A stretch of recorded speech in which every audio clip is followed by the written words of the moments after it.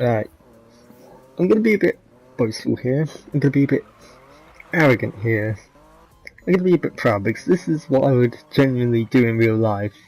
As calm and as collective as people think I could be, or as composed as humble as people think I could be, in real life, if I had this opportunity, I would be bragging. But anyway, I want to show you my Need for Speed garage. Now, I want to talk about each car individually, so it's not just going to cut to a snapshot of my entire garage. No. I want to talk about each car individually. And to begin with, we're beginning with the BMW M3 E46, which is based off the BMW M3 GTR from Need for Speed Most Wanted.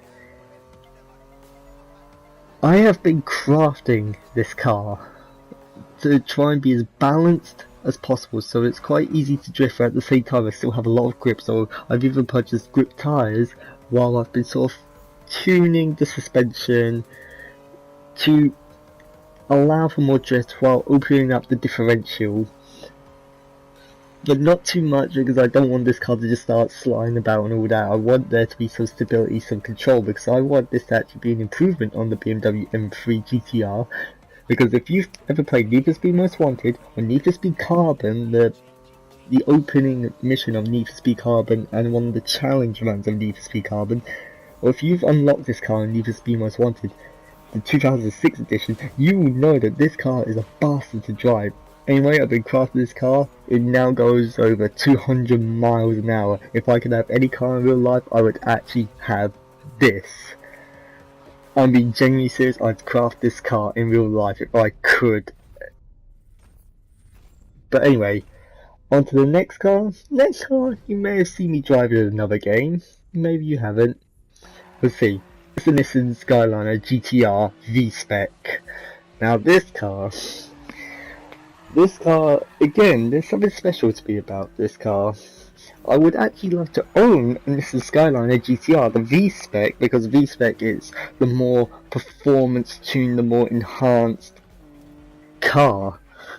But still, to me, it just looks good for what seems to be seemingly a two-door coupe car from 1999.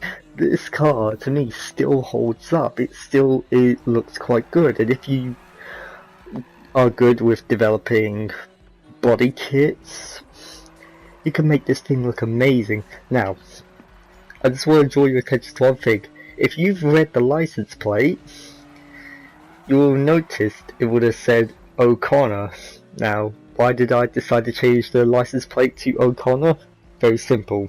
Brian O'Connor from the Fast and Furious movies. In Fast and Furious 2 and Fast and Furious 4, which is just known as Fast and Furious, Brian drives a Nissan Skyliner GTR. Now, Fast and Furious 2, he only uses it for the opening race, and I've seen some people on this game that have actually designed this car to look exactly like Brian's car from Too Fast Too Furious. It is just ridiculous, and I give them the props because it is down to the detail. It's not just like a general sort of thing, it is down to the precise detail. You could hold up a picture of the car from the movie or a poster of the movie, and you could hold up a picture of one of these cars designed by a player in this game, in this community, and it would be hard, it would be difficult to tell apart the difference. But anyway, that's enough about the visuals of the car.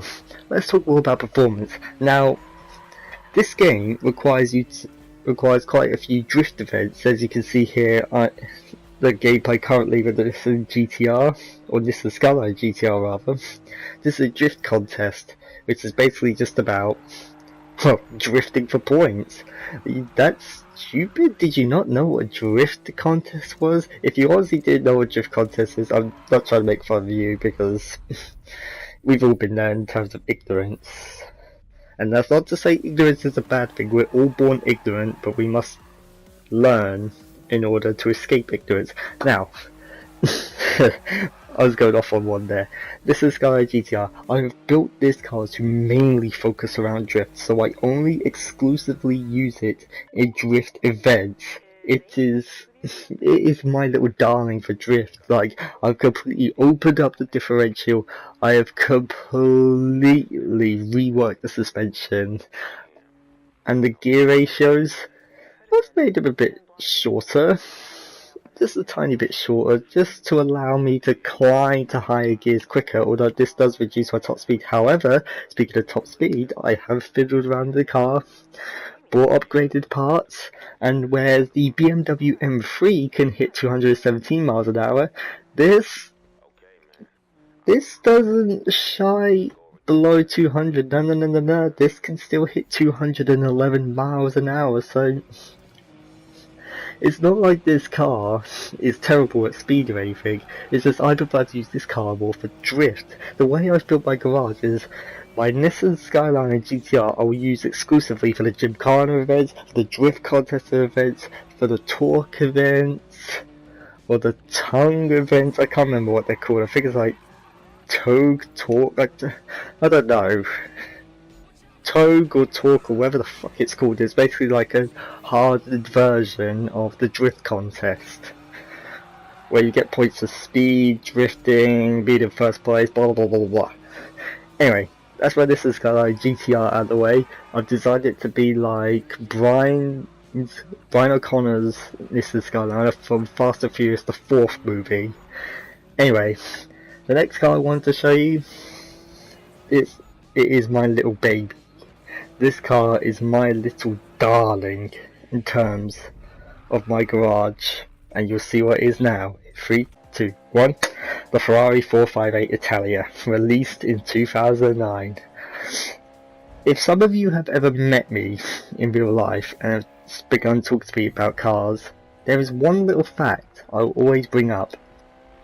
I am a sucker for Ferrari. I absolutely love Ferrari. Just what I love about them is the whole racing pedigree that goes behind their cars. There's more so in their recent cars, but this racing pedigree has been with them for a long time. You know, they've made monsters like the 250 GTO, the 288 GTO. Just pure racers. But then they've also been able to make cars like the California, the 250 California. Ferrari to me is one of the best car companies in the world, although I do hate the whole fact that they sell aftershaves and bags, which admittedly I did once buy a bag and it broke after a year, and I have bought aftershaves and I have bought several t-shirts. I know I'm ashamed of myself. I'm just a shell. I'm the shell of the former person I once was. Anyway, more about the car. Now, the Ferrari is the car I do not touch. I do not upgrade. I do not put any performance parts on. I don't even tinker with the suspension. I don't even tinker with the car itself, because I have this general rule. If I ever get rich and famous, or if I ever just get rich, and I buy a Ferrari, or I buy a Lamborghini, or I buy an Aston Martin, I will not touch it. I will not touch it because I do not want to ruin what I will be buying.